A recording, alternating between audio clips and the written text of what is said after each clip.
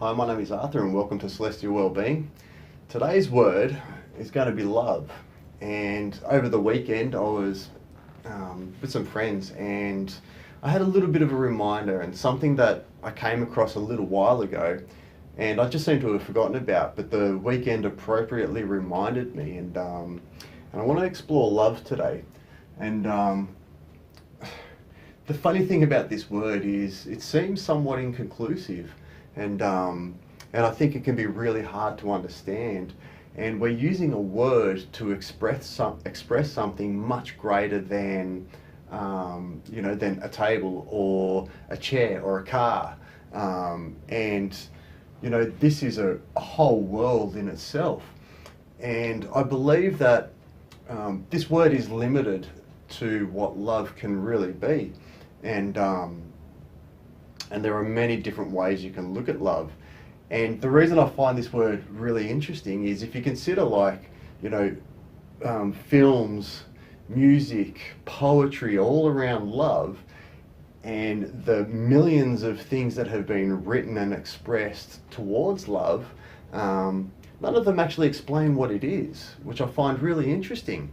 Like, they show aspects of this word and components of this word, but nothing seems to be conclusive. And it made me really think about, okay, what's love? Like, what is it? So if I'm in love with somebody else, I could think of more appropriate words to use than love.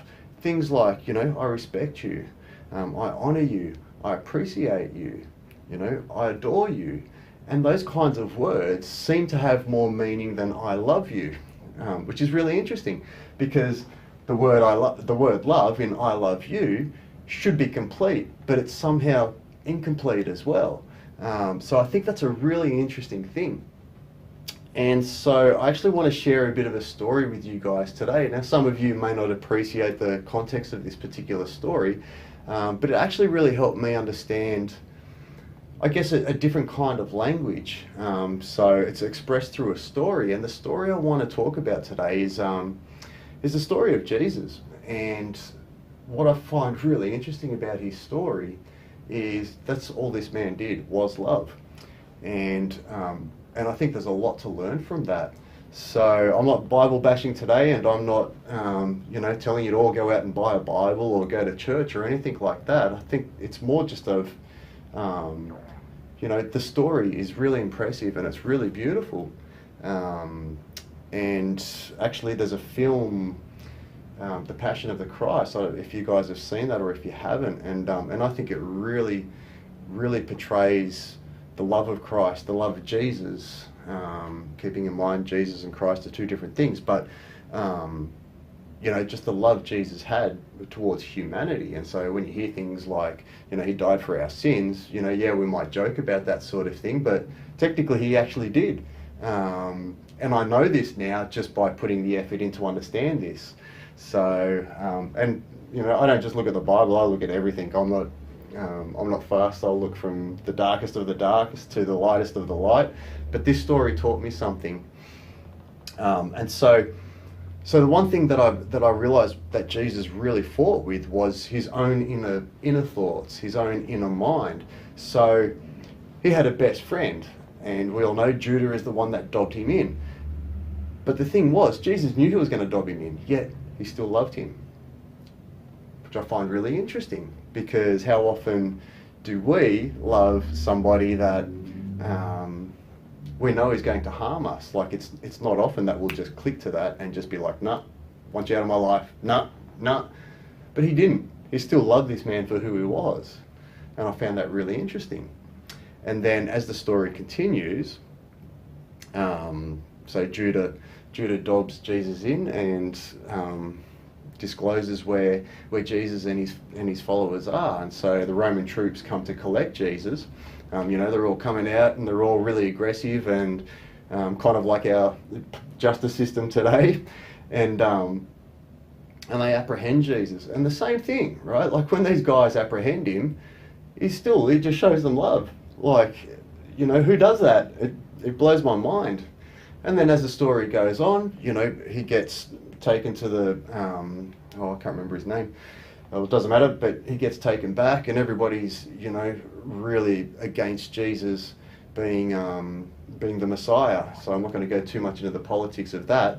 But the whole time, right, like, as people are being aggressive towards this man, within himself, he does get tempted, and that's where the devil kind of plays into it. And the devil whispers to him, you know, it says to him, look at the way these people are treating you. Just look at their aggression and look at their demons and look at their entities.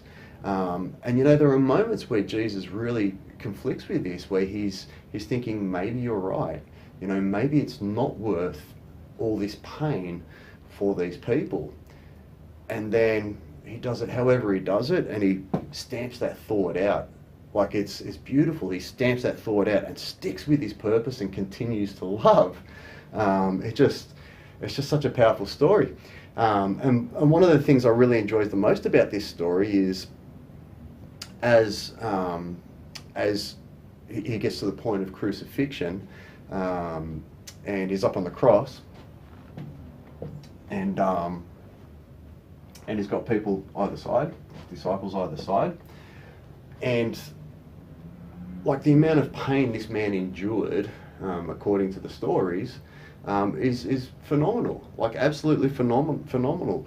You know, they were ripping his body apart essentially, and he just continued to love.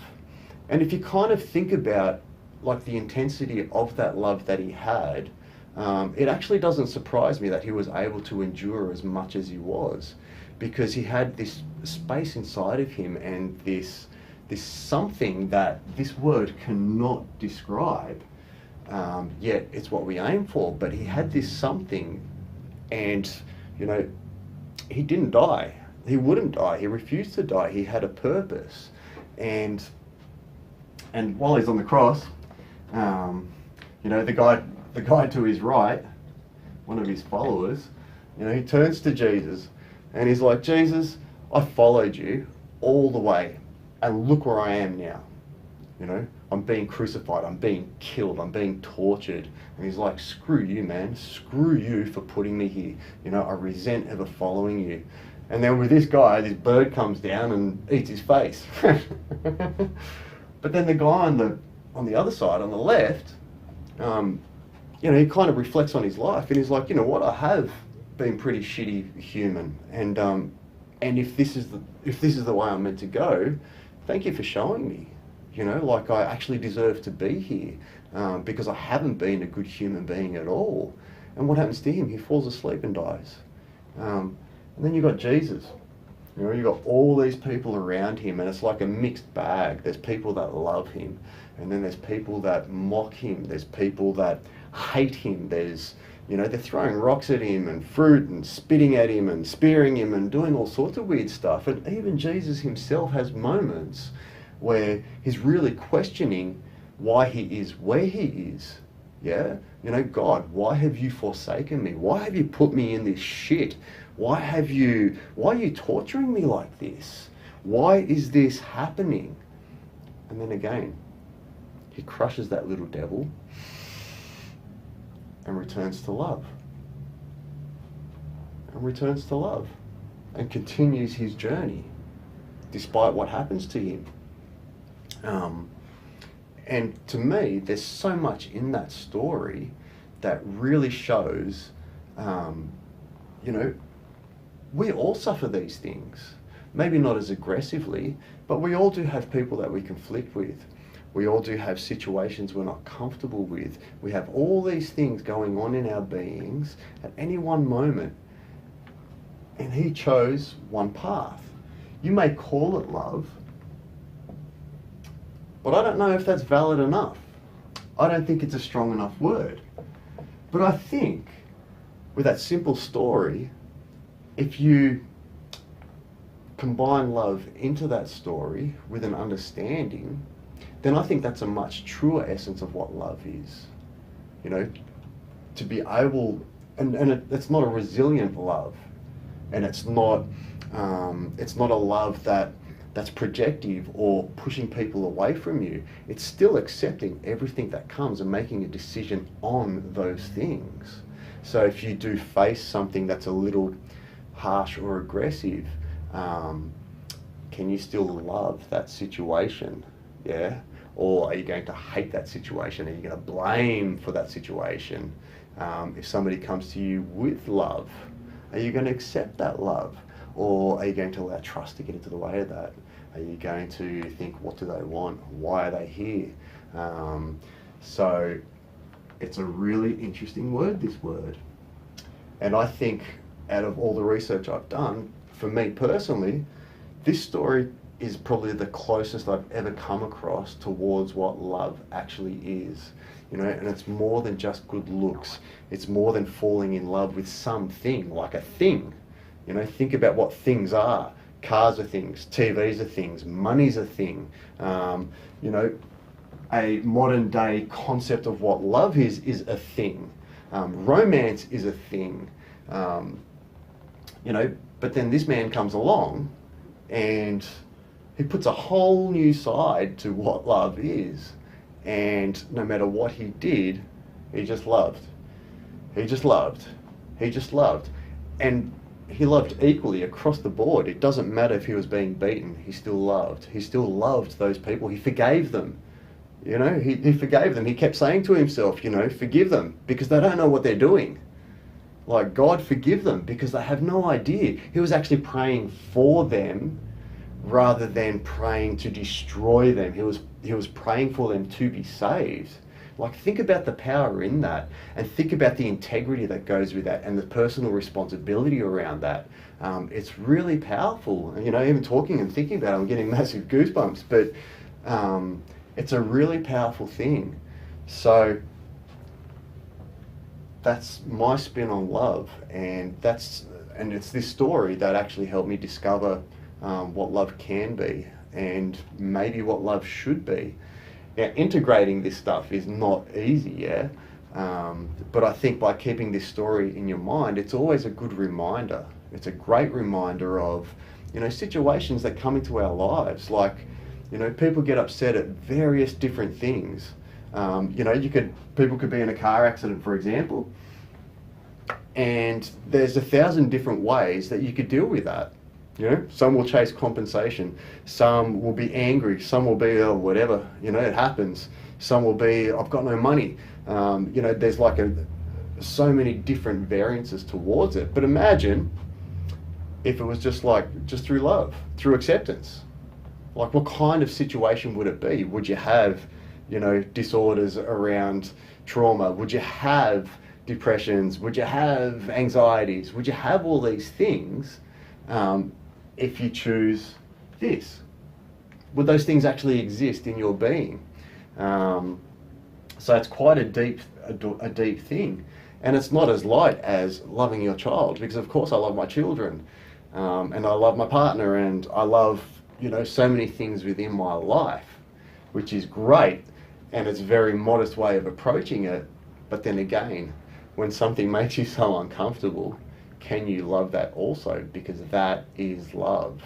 Yeah, it's not taking the word love, you know, as a whole and taking pieces of the pie that, you know, you accept.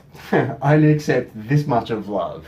Yeah, and then something comes along, no, I don't want that bit of love.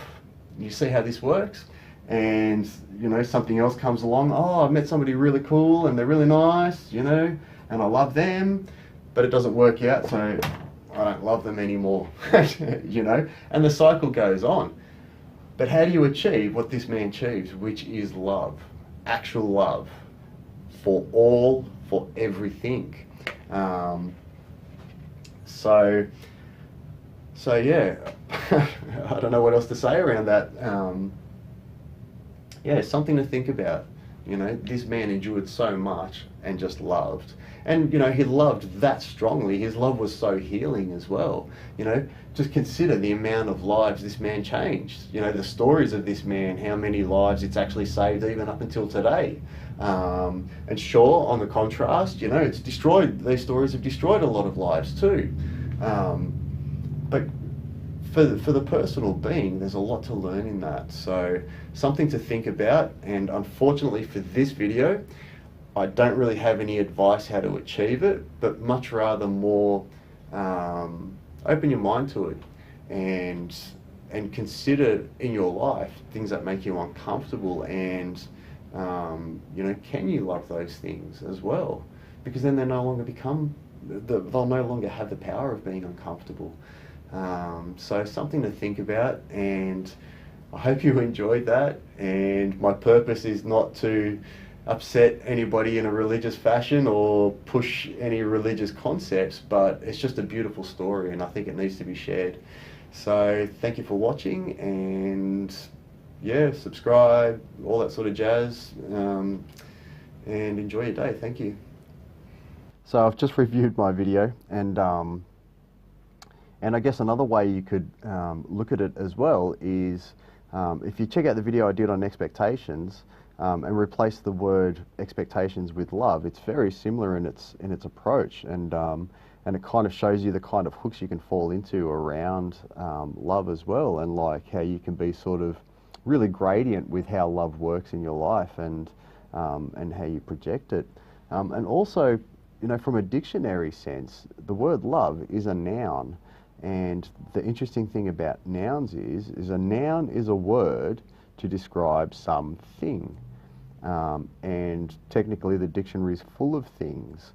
And every word, an aardvark is a thing, a tree is a thing, a chair is a thing, love is a thing, anxiety is a thing, depression is a thing. They're all nouns, like they're all just things. So really think about that too. And I hope you enjoyed this. Thank you.